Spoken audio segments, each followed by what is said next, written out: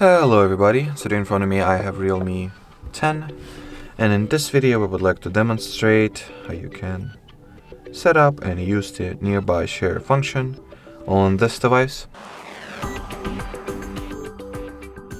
So first of all, you gotta swipe downwards from the top part of your display, open the notification center, then expand the available shortcuts, find the nearby share icon over here, touch and hold, and switch on this toggle.